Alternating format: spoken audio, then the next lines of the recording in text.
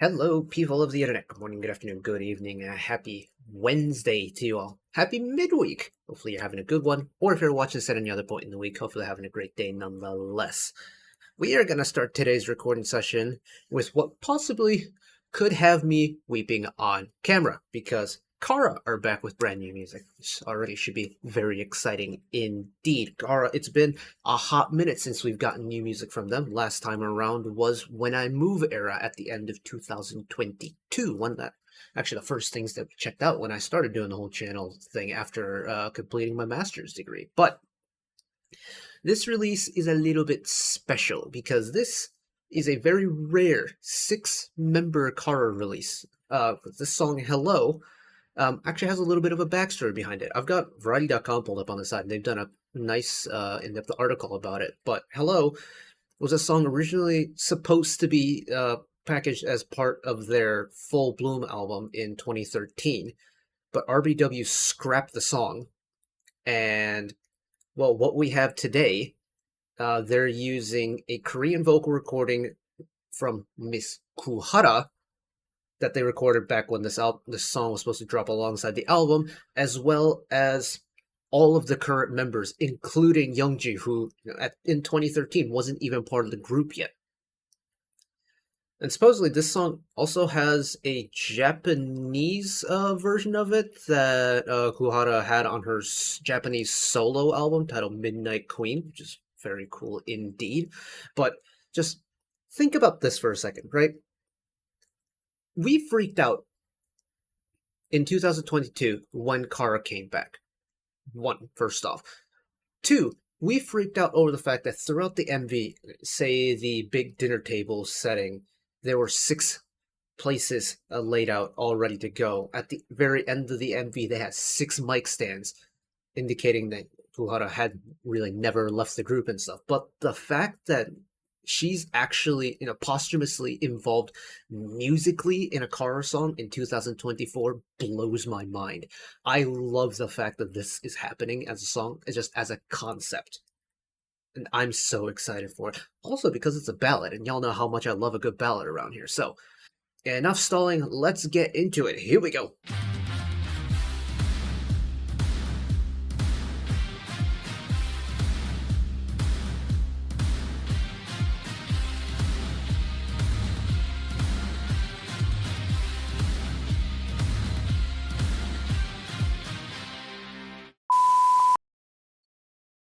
Two things. One, this is a pre-release up for their upcoming I Do release. I will not be here for that on the day of, because I will be in China on a research trip. I come back on the 29th or something like that, so I think we'll spend that week probably playing a lot of catch-up over the course of the 8 or 9 days that I'm unfortunately missing. But rest assured, I will be getting around to that. Two, we're using color-coded lyric videos because one, this doesn't have an MV. It's just the audio recording version of it, which is perfectly fine. We could have used that. But for me, even though Kara were one of my first K-pop groups, they weren't the first, but they had one of my first K-pop obsessions with Step very early on in my kind of K-pop adventure, so to speak, back when I was a very closeted K-pop fan. I never got to know Kuhara's voice, at all. But with how monumental of an occasion this is, I need to know who's singing where, so we're going to use this. I'm hoping it's accurate. It looks like it's taking the lyric distribution from Genius, so fingers crossed it's accurate, but we are with Zati Farani, and they usually have pretty high quality accuracies when it comes to lyric videos, so let's send it one time. Here we go. And just get it loud in my ears, please.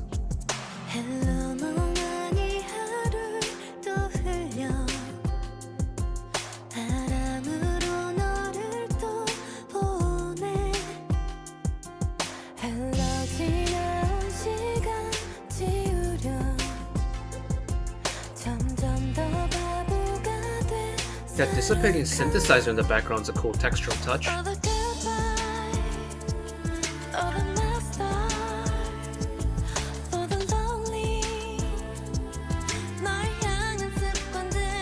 Cool cello.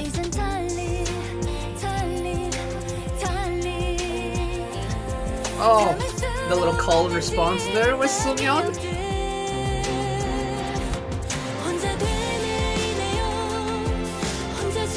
Yeah, Cutie's had a little bit of a medical scare recently, hasn't she? Hopefully she's doing well. Hopefully she's on the mend.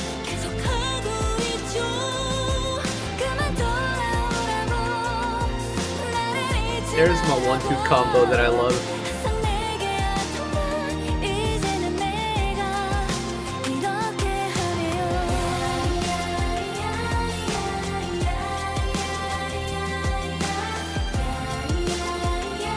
It's a ballad with a little bit of pep and a little bit of kick, but it's also got the strings. Like, of course I was gonna love this.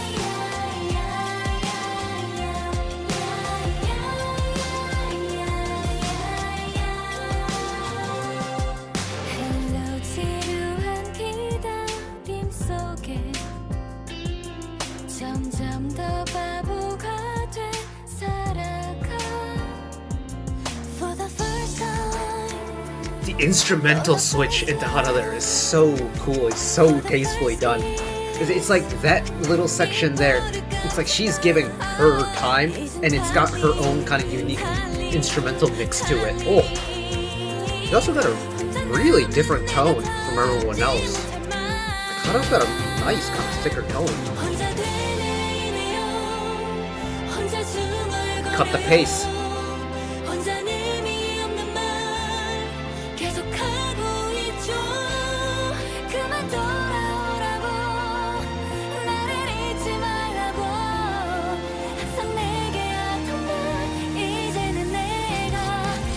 Let it build. Oh, into the key change. Oh, lady, you're treating me here.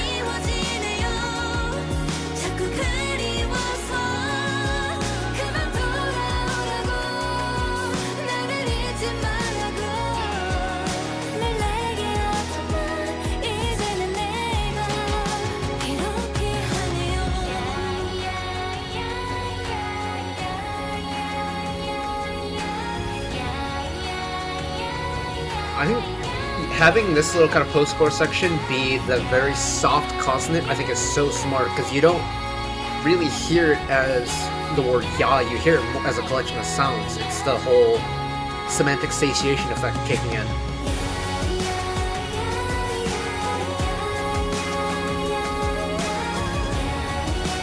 It's just so pretty, man. The way it glows.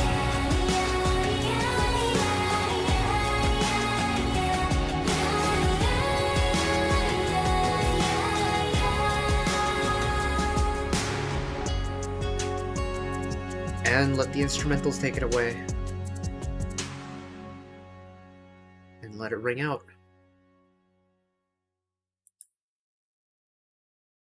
It's really nice. It's so nice. It's such a pretty song. When it comes to ballads, there's so many different flavors you can get from it. This one's definitely, for me, got more of a... It's got a glow to it. It's not like a big firework. It's not like a really gentle rain shower where you can hear like the rain pitter-pattering. There's a really nice and easy to listen to and really enjoyable to listen to kind of warmth and growth to this song that just, it tickles my ears in all the right ways. It's got so many instrumental choices that I love, being a violin player myself. Whenever we get strings in a ballad, like, string section in a ballad is like seaweed to rice. It's a combination that has been tried and tested and is a go-to, and it never feels out of place. But then you pair it with just the gorgeous vocals from everyone involved, and it's just chef's kiss after chef's kiss after chef's kiss. And this type of song really, I think, showcases just how different of vocal colors that everyone across the board has. Long time, oh gosh, what are the fans called? Camellias? Longtime fans of Kara. I'll say that just so I don't make myself look silly. Will, I think, know immediately who sings where, because they've meticulously followed their music. As someone who really only knew about 2 songs from them prior to When I Move dropping 2 years ago, The only really member that I can remotely have a chance of picking out is Gyuri, just because I think her voice is a little bit different from everyone else's. But in this setting, it's so evidently clear where everyone's little vocal charms are, and I love it. I love it, I love it, I love it. Go again. We'll listen to Hara's moment again, because I feel like, you know, when you... Sorry, Jung, I'm going to cut you off for a second, but when you have to kind of pull, you know, audio recordings from the archives, and if they, you know, remastered it, the song where they can only use a certain section, I understand why Hara only gets like her one little section in the second verse, and then possibly she's in the ya ya ya's as well. But I'm so glad that one, the music team for this song held onto the raw recordings of it, and two, decided to put her in, because Hello as a 5-member song I think would have been a perfectly fine ballad. The fact that we get Hara in it makes everything. Sorry, Jiyoung.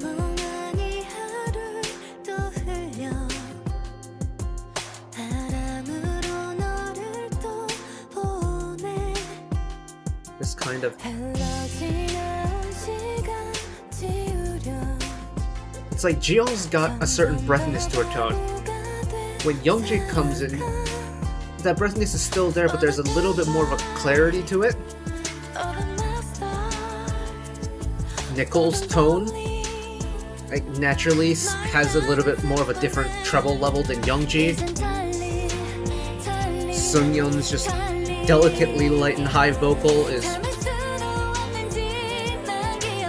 Even when she puts some power in it, Kitty with her lower tone coming in on the main punch of the chorus.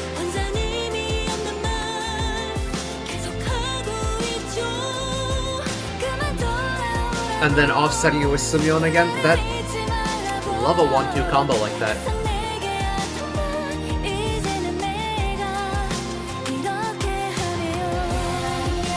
And then the ya ya ya's.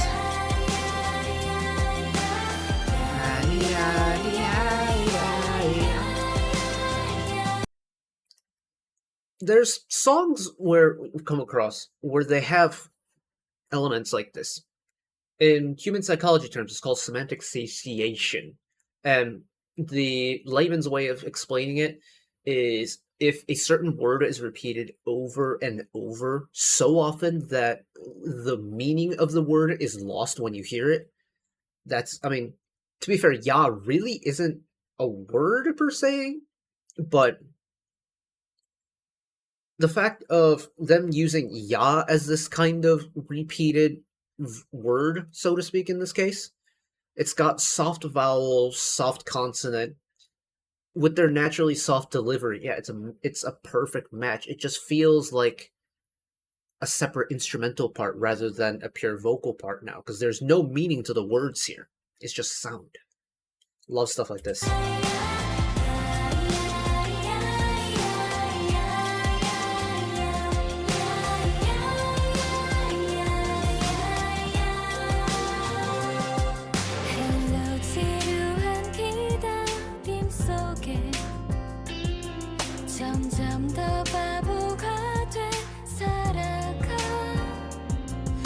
Yeah, Hara's vocals there has a little bit of kind of a more elastic, more kind of free-flowing delivery to it. Her vocals aren't delivered exactly firm, square on the downbeat every single time. The same with her rhythm. It's not a very, like, on-the-money rhythm. There's a little bit of flexibility to it, a little bit of freedom to it. And it just feels so relaxed, but it feels so true. Like, it doesn't feel forced into a certain, you know, rhythm pattern. It feels like the artist doing what the artist feels right. And I think that's so important for that verse too. And the instrumental switching up too. Everywhere else it's, you know, strings predominantly, but then just for the Hara section, you get a little bit of the guitar coming in. She gets the chef special there at the end, and it's like, oh, oh, oh. You know what? Tears were saved, but I feel very kind of fuzzy inside with a whole bunch of emotions going on. And you know what? That's the power of music for you, really. Like the fact that you can really experience different kind of emotion or a heightened sense of human emotion just from listening to one song. That is what's really cool about music to me. Sure, I talk about how, oh, this composition is really cool or how this combination of vocals is really good. But ultimately, when I listen to a song, I want to feel it emotionally. Ballads always do a great job of that. That's why I have such a tremendous amount of respect for ballads and especially power ballads, which I grew up with. But when you throw in an extra level of importance or like, lore to a group into a song like this, yes, it's going to be terrific. This was terrific. And I cannot wait to hear what this latest release is going to be like next week, I think. Yeah, I think it's dropping next week. I cannot wait to check that out whenever I get back from China, but I am going to wrap it up here. Thank you all for listening along with me. Hopefully you enjoyed it as much as I did. One last request from me today. Let us work together as a community to bring a little bit of extra happiness back into the world, whether it be checking with your friends and family, holding the door open for somebody, or even picking up a piece of trash off the street. Just one small act of kindness that may brighten up someone else's day to day. And know that wherever you are in the world, should you ever be going through a tough time in your life, for whatever reason it may be, even though I'm just some guy on the internet who waffles about music in his free time, know that I will always be a friend, ally, and a shoulder to lean on whenever you need me. So take care of yourselves, take care of each other, spread the love, and I will see you next time. Bye bye.